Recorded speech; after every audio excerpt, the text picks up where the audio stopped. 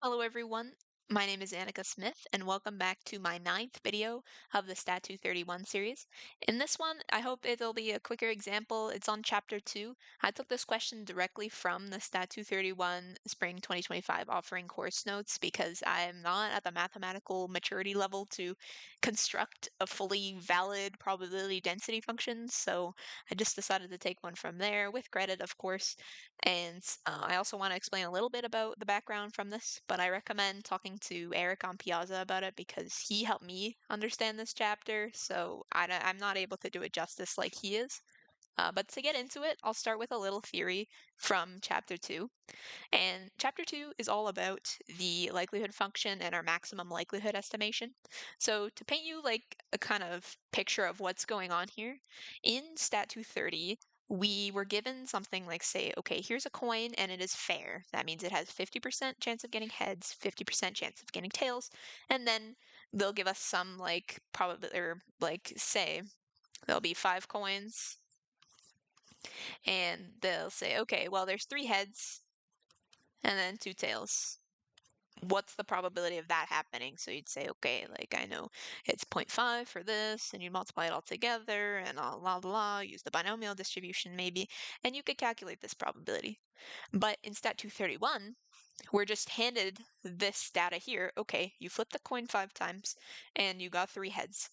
And you're supposed to determine, okay, is the coin fair or not? What is the chance of getting ahead on this coin? And we can only use the data we have to kind of estimate what the true probability of getting ahead on this coin is. So that's kind of what the likelihood function does for us, is it gets us our like best possible chance of like whatever the probability of the coin would be. So like say if I did this here, I would say, okay, well, the most likely scenario is that the probability of getting ahead is 60%, because I can see that 60% of these coins were ahead. So it makes sense. Like, whatever I observe is kind of the probability that I expect. Whereas if I had, say, 100 coins or 100 flips and 40 of them were heads, then I'd say, okay, well, my theta is probably 40%. 40% chance of getting ahead. So we have that kind of intuition for the likelihood function. So what is this likelihood function doing here? Well, we're given this y1 to yn, and it's an observed random sample, so they're all independent of each other, and we can just figure out what the likelihood of having any certain probability theta across all of them by multiplying all of those PDFs together and then getting some probability. So the higher the likelihood function is, the more likely to have that theta as our specific true population parameter. Whereas the smaller the likelihood function is, it's not like super likely that we would observe this specific like kind of set of data with that theta. So to construct the likelihood function, we would say, okay, and this is the process we'd use for basically every scenario except for the binomial. So I recommend checking that out on your own because it's a little bit different. And I'd also recommend checking out the Gaussian independently because it's the only one we've seen with multiple parameters. Instead of just one theta, we have mu and sigma instead. So both of those are good examples to check if you're not super comfortable with this chapter, because they're easily questions that could appear on the final. So we multiply all of the probability density functions together, and that gets an I there because we're doing y1 to yn.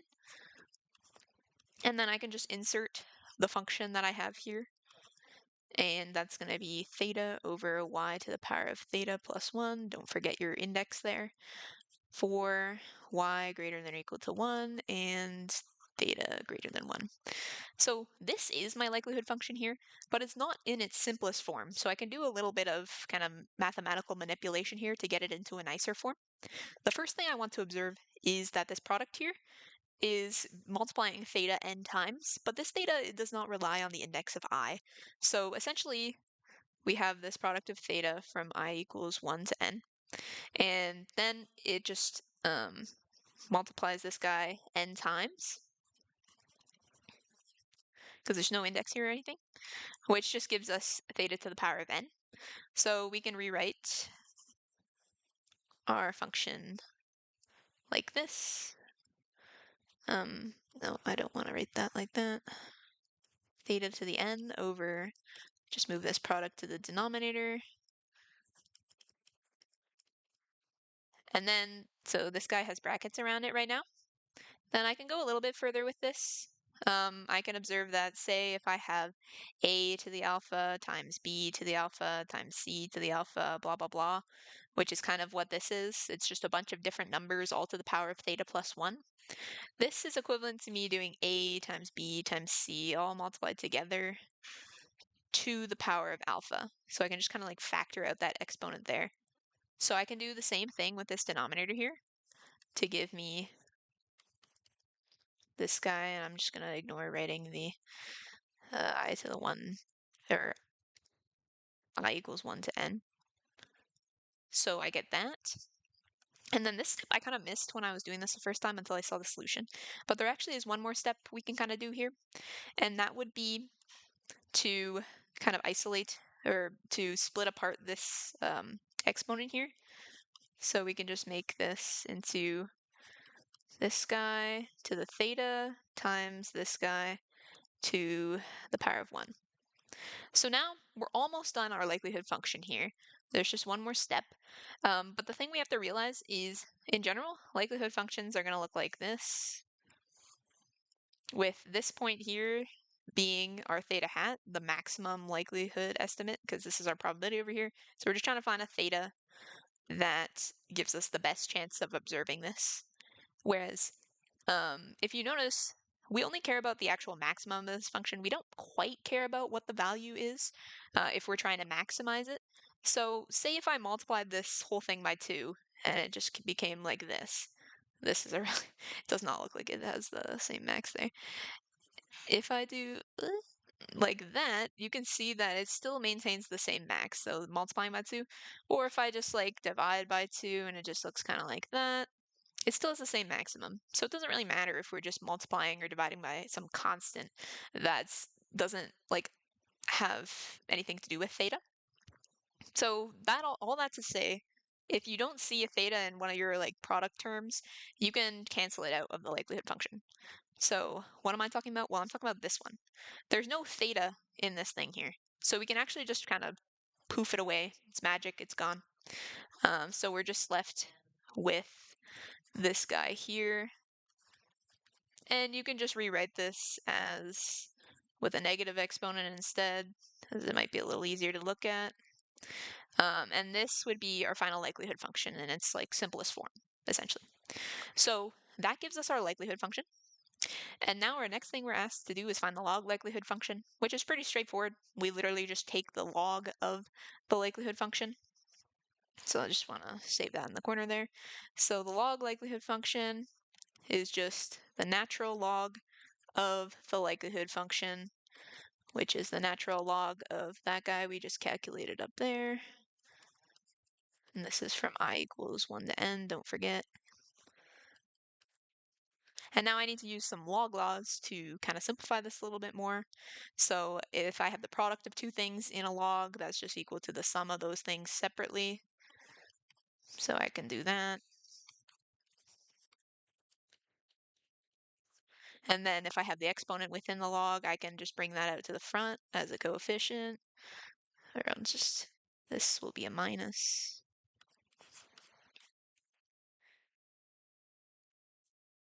And then again, because I have a product of things within the log, I can just turn that into a summation of ln. So theta, and then this is just going to be a sum from I equals 1 to n of ln of yi.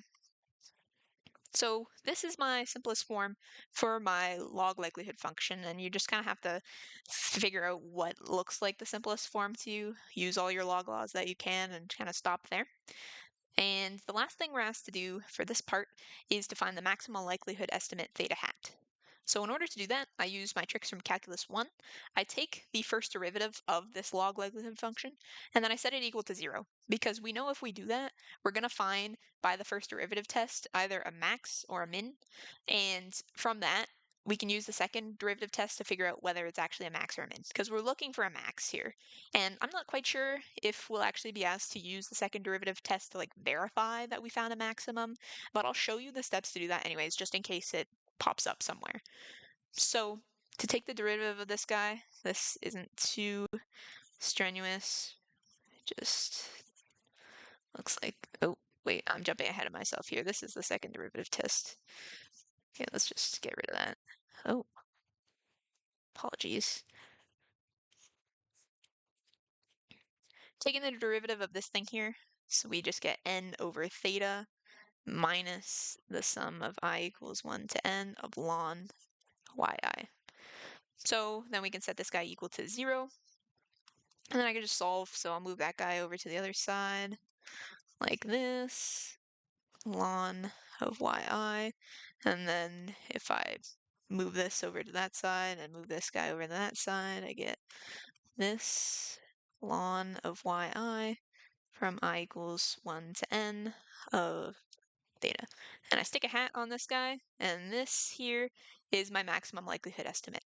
So this is the most likely kind of probability, like a hidden unknown probability, if we observe the specific kind of set of yi's. So with that, I can verify that this is a maximum, that I didn't just find some minimum by doing the second derivative test. How do we do that? We just take, oh, I always forget. I think this is the notation. I literally just looked this up and I forgot. Okay, second derivative, take this guy, so this would be to the power of -1, so it looks like this. And then this guy here is just disappears because there's no thetas in it. So now I have to figure out, if I plug this value in here, what am I getting? Like, what is the sign of this thing? Because that's what our second derivative test is. So I'll just plug in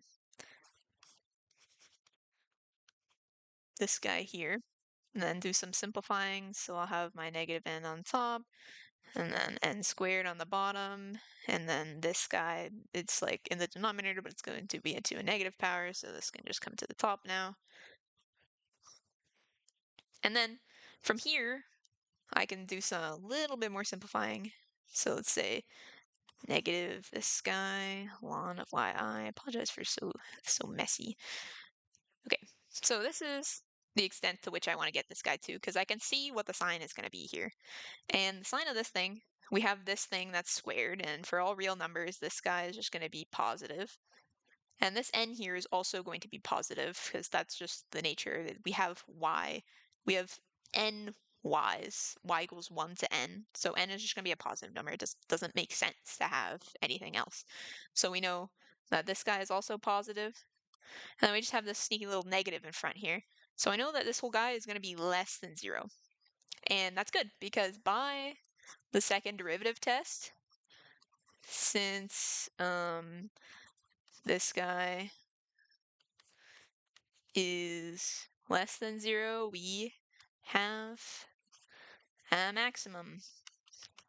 And this would be a local maximum. So you would have to do a little bit more work to verify this is a absolute maximum. I'm not going to go through that. I think this is sufficient to show that this is a maximum here. So that's essentially how you would go about getting the likelihood function, the log likelihood function, and the maximum likelihood estimate, and proving that it's actually a maximum. And the last thing we're asked to do is find the relative likelihood function r of theta. So for the relative likelihood function, oops, it's just going to be equal to the likelihood function over the likelihood function at the maximum likelihood estimate. So I can just plug in, take whatever our function was, it's way up here, whoop, this guy here. I wonder if I can just print screen, grab this guy and move it down.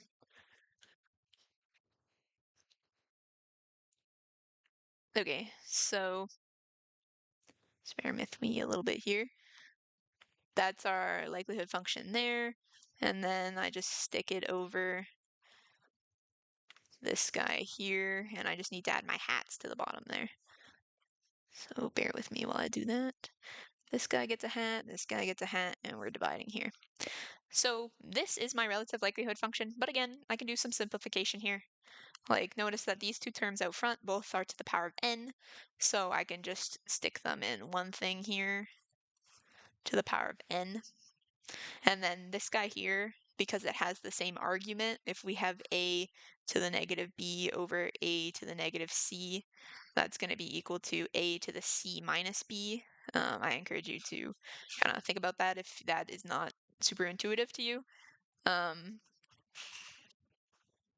Oh, yes, okay. Sorry, I was getting confused there. And then this guy, like this, because I'm following this property over here. And voila, there you have it. That's my relative likelihood function. So that concludes this example, but I just want to quickly show you another thing I pulled from the course notes that you should probably have on your cheat sheet. And it's this table here. You can find it in chapter 2. I forget exactly where, but just take a look. But what it does is it gives us all of our known distributions and the maximum likelihood estimate associated with them. So we see that the binomial here is theta hat is y over n, and you see how the observed data here is just a y. So that's what makes it different. We wouldn't have the product when we're doing the likelihood function. It would just be the f of y to the theta. Can this guy stop? Okay. Yeah, that looks really messy, but that's essentially the likelihood function for binomial, and the rest of them look like how I showed with the product in them, where you can see like the Poisson here is y bar, so is the exponential. They also throw these ones on here. I don't know if these will be relevant to us, but it's good to have on there anyways. And then this guy over here is for the Gaussian. So we can see that we have one for mu hat and sigma hat. Important to have both of these, and we are able to derive them. I highly encourage you to understand how we do that, because I was told that on a previous final, they were asked to derive, like do the whole shebang with the maximum likelihood estimate for the Gaussian distribution. But that's just a quick thing about chapter 2. I hope that makes sense. Hope that helps you out if you were struggling with this chapter. And thanks so much for watching. I look forward to seeing you in the next and probably last video of this series.